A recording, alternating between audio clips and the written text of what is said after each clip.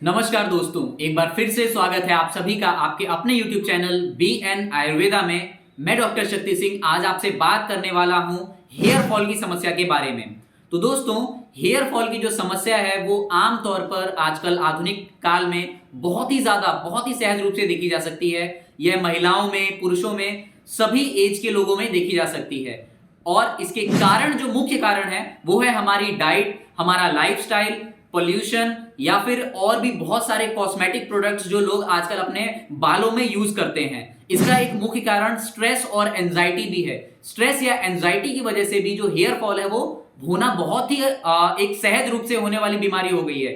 हमारी बॉडी में एक प्रोटीन होता है जिसे हम केराटिन प्रोटीन कहते हैं। जब इसकी भी कमी हमारे बॉडी में हो जाए तो हमें हेयर फॉल की जो समस्या है वो बहुत ही आसानी से देखने को मिल जाती है। यदि हम साइंटिफिक लैंग्वेज में देखें तो हम हेयर फॉल की समस्या को एलोपेशिया से एक कंपेयर कर सकते हैं। और एलोपेशिया जो होता है वो बहुत सारे रीजंस की वजह से होता है। फंगल इन्फेक्शन की वजह से होता है या फिर डाइट डेफिशिएंसी की वजह से होता है। तो बहुत सारे रीजंस हैं एलोपेशिया के। अगर हम बात करें कि हमारे हेयर फॉल के क्या सिम्टम्स होते हैं तो जनरली देखिए, आपके अगर 50 hairs per day break down हो रहे हैं या टूट के झड़ रहे हैं तो ये एक नॉर्मल प्रोसीजर माना जाता है। पर अगर 50 से ज्यादा आपको अपनी कंघी में बाल कॉम्ब करते टाइम दिखाई दें तो इसका मतलब है कि आपको हेयर फॉल हो रहा है। हेयर जो होता है वो हमारे बॉडी का एक बहुत ही प्रेजेंटेबल पार्ट होता है।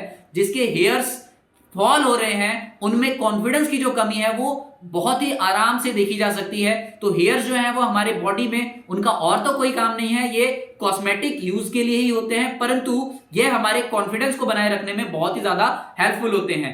यदि हम बात करते हैं कि एलोपैथी में इसका क्या ट्रीटमेंट होता है तो एलोपैथी में एज सच देखें तो इसमें कोई भी ट्रीटमेंट अवेलेबल नहीं है।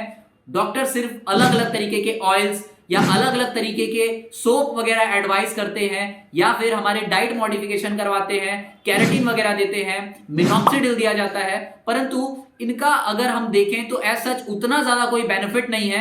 हाँ, मिनॉक्सिडिल या केराटिन जो है वो कुछ हद तक हमारे बालों की ग्रोथ के लिए काम करता जरूर है।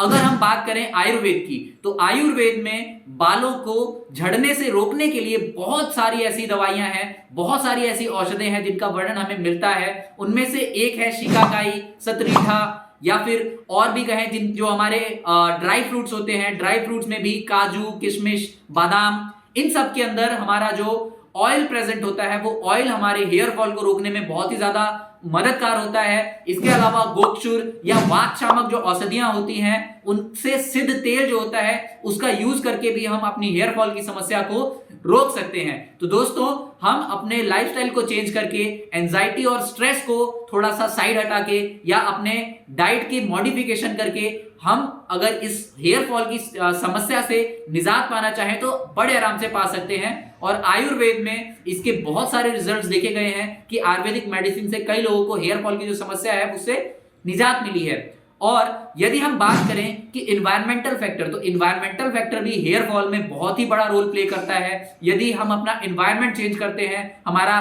खान पान या हवा जब बदलती है तो उसकी वजह से भी हेयर फॉल की जो समस्या है वो देखने को मिलती है। तो दोस्तों, अगर आप अपने खान पान और अपने आहार विहार का ध्यान रखेंगे अच्छी तरीके से तो आपको हेयर फॉल की जो समस्या है उसका समाधान वैसे ही मिल जाएगा। यदि आप हेयर फॉल की समस्या से लंबे टाइम से परेशान हैं और आपको गंजापन भी आने लगा है तो आप आयुर्वेद में वर्णित बहुत सारी औषधियां या बहुत सारी मेडिसिन ऐसी अवेलेबल हैं जिन इनमें बहुत ही सटीक रिजल्ट दिखाती हैं, तो आप उनका यूज कर सकते हैं। तो दोस्तों, अगर आप भी ऐसी ही स्वास्थ्य समस्याओं से परेशान हैं तो आज ही BN आयुर्वेदा में कॉल कीजिए और हमारे अनुभवी डॉक्टर से बात करके अपनी हर एक समस्या का समाधान पाइए। तो दोस्तों, मिलते हैं अपनी नेक्स्ट वीडियो में, तब तक के लिए नमस्कार।